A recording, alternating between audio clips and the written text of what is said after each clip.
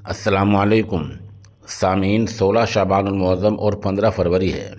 خبر کا عنوان ہے: جموں کشمیر کے گورنر نے 3 سرکاری ملازموں کو برخاست کر دیا ہے۔ ان پر الزام یہ ہے کہ انہوں نے دہشت گردوں کا تعاون کیا ہے۔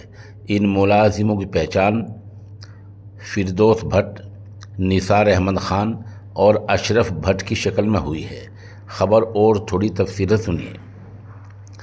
جموں کشمیر کے نائب گورنر منوج سنہا نے جموں کشمیر علاقے میں دہشت گردانہ کارروائیوں پر لگام دینے کے لیے اہم قدم اٹھایا ہے۔ انہوں نے دہشت گردی کے خاتمے کے لیے یہ قدم اٹھایا ہے اور بتایا جا رہا ہے کہ سرکار کے 3 جو ہم نام بتائے ہیں، ان اہلکاروں کو،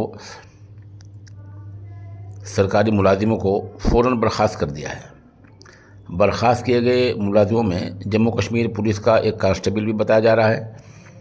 کہا جا رہا ہے کہ وہ محکمے میں رہتے ہوئے دہشت گردوں کو ان پٹ بھیجتا تھا، یہاں کیا ہو رہا ہے، کیا نہیں ہو رہا ہے، کیا ہونے والا ہے، یہ باتیں بھیجتا تھا۔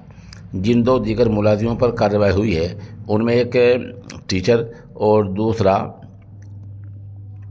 اسی محکمے میں کام کرتا تھا، ایک اردلی تھا۔ بہرحال برخاست کیے گئے ملازموں کی پہچان، جیسے میں نے بتایا، فردوس بھٹ، نثار احمد خان اور اشرف بھٹ کی شکل میں ہوئی ہے۔